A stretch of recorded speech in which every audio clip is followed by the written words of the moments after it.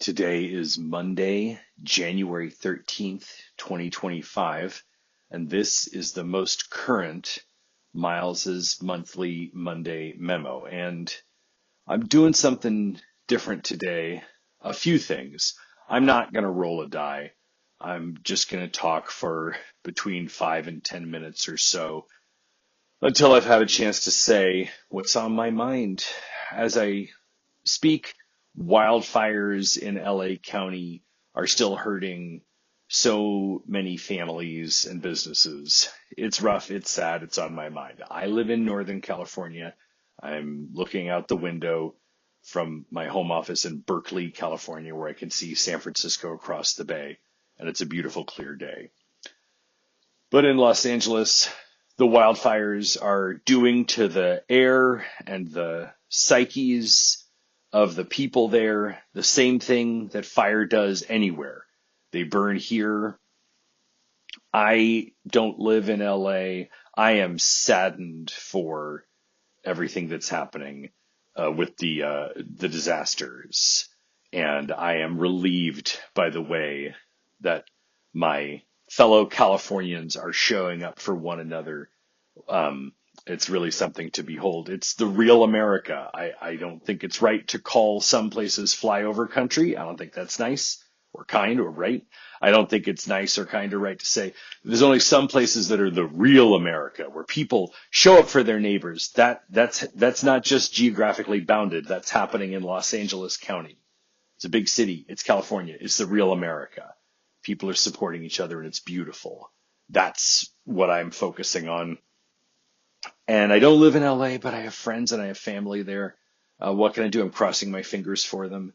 I built my business there, and going outside and having fun in Los Angeles is what was the first building block of my business, of Wise Guys Events. And that feels like it's not the fit for right now. And I look forward to when it feels right and natural again. And I'm speaking as someone who has been affected directly by out of control urban fires here. When I was in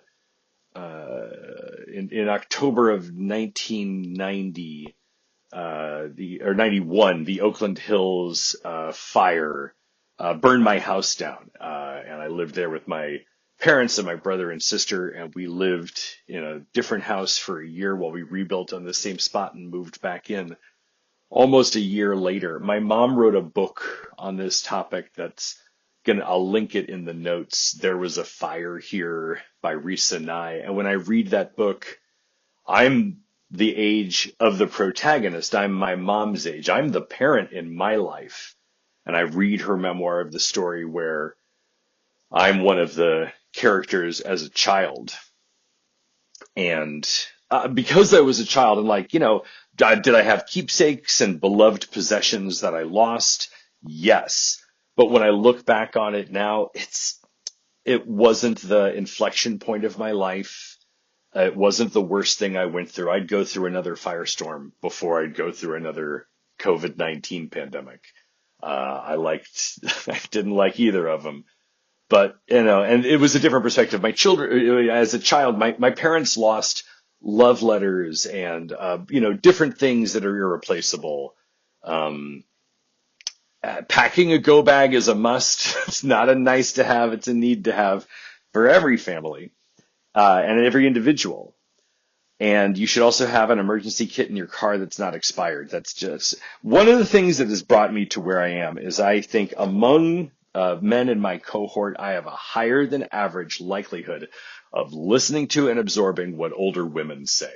It's something that my peers don't do or don't seem to care to develop that skill. Perhaps I'm painting with too broad a brush, but I went to Weight Watchers meetings in the aughts and teens, and I had a great Weight Watchers leader, Lynn. Weight Watchers is called WW now. Lynn is still called Lynn. She has so much mad wisdom to share. She said, okay, everybody who thinks there's going to be, we were living in Los Angeles. She said, everybody who thinks there's going to be an earthquake in Los Angeles in the next 20 years, raise your hand. And everybody raised their hand. She said, if you have a emergency bag packed in your house, keep your hand in the air. And all these hands go down. She's like, right, planning is something we can control. The natural disasters are not, but we can control how we plan. So pause this monthly memo now and find a bag you can carry. You just Google, you can pack a go bag, but you just have to do it. You definitely should. And I've never shared this story with anyone, I think. When I remember evacuating in October of 91, because everybody knew the word had gotten out. A firestorm is burning families' houses, people I knew, and evacuate. I was playing at a friend's house, and my parents came and picked me up, and we went to the house, and we had a short moment to collect items, and you can't think clearly. I grabbed some doodads, and I don't remember what, nothing of consequence, I think. I was keeping a journal already, and I kept the journals that I had filled up until that point in my active journal. A beloved blanket item. Or no, I didn't take the blanket. That was a whole thing, but that was a long time ago. But I remember that the sky was full of ash and smoke, and it smelled terrible. And as we were exiting, each member of the family was gathering things. I mean, I was only aware of what I was doing. I went to the backyard and I cut a rose off a rose bush and I put it up to my face and I smelled it because I wanted to smell something other than the ash that was in the air. I was 10, and it's between the ages of my boys now. And then I was moving from the house, collecting things like in my room, and then going down to put things in the car, and I could see, I don't know if I could see flames over the skyline. I actually don't remember that, but I remember screaming. I remember hearing the sound of my voice, and I screamed in a really high, I screamed, "Go away, fire, go away." And I cried like deep-throatedly. I cried from my gut.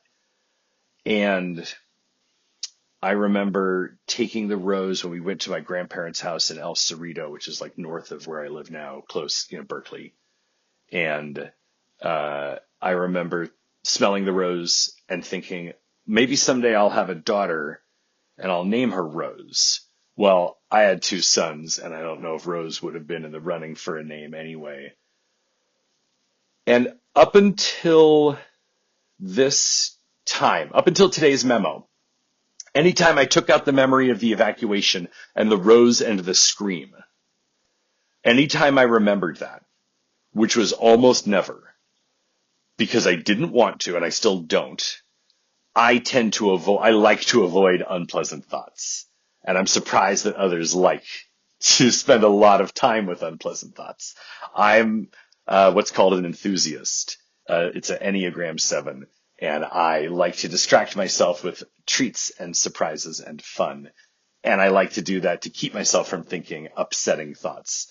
So if I think about the evacuation and the rose and the scream, it's with a feeling of embarrassment, like, oh, wasn't that very, I don't know, childlike? And I think that there may be a very young part of me that's like got an internalized chauvinism that's like, oh, you were feminine in that moment. A rose, a high-pitched scream, as though that were bad or something to be embarrassed of.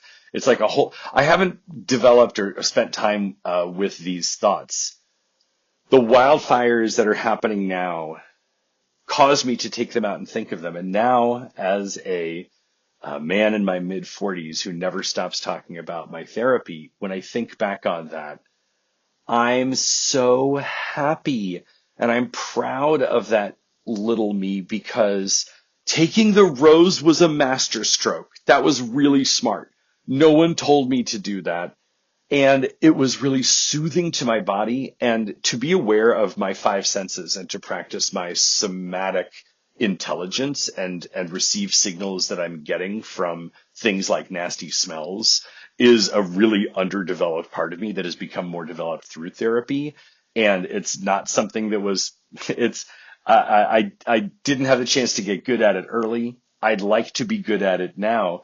And there's this one really striking instance when I was just instinctually good at like making a somatic choice and like speaking to the intelligence of my sense of smell.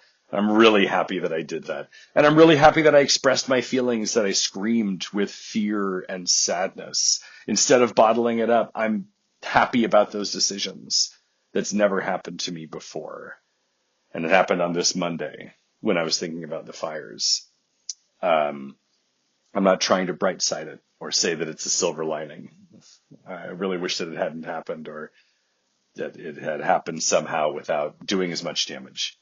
Um, I can't control that. I can only speak vulnerably of what I know to be or what I think to be true of myself. And that's how I'm going to end this monthly memo.